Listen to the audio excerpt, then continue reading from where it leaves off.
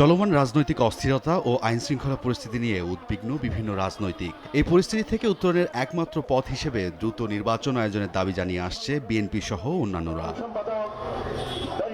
জাতীয় প্রেস ক্লাবের সামনে নির্বাচন নিয়ে ষড়যন্ত্রের প্রতিবাদে গণতন্ত্র ফোরামের প্রতিবাদ সভায় যোগ দেন বিএনপি চেয়ারপারসনের উপদেষ্টা জয়নুল আবেদিন ফারুক। এ সময় তিনি বলেন, নির্বাচন বানচালের ষড়যন্ত্রে লাভবান হবেন শেখ হাসিনা আর দিল্লি।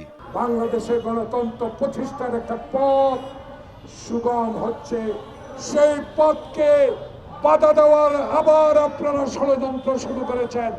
এই ষড়যন্ত্র আপনাদের কোনো লাভ হবে না, লাভ হবে দিল্লির, লাভ হবে শেখ হাসিনা। প্রেস ক্লাবে আরেক অনুষ্ঠানে যোগ দিয়ে বিএনপির ভাইস চেয়ারম্যান শামসুজ্জামান দুদু বলেন, নির্বাচনে বিএনপিকে বাধা দিতে এবং তারেক রহমান যেন দেশ পরিচালনা করতে না পারেন সেজন্য ষড়যন্ত্র চলছে।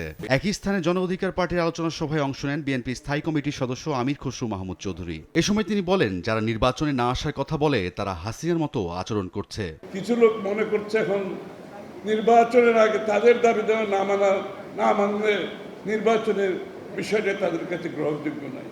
অর্থাৎ তাদের আচরণ হচ্ছে অগণতান্ত্রিক।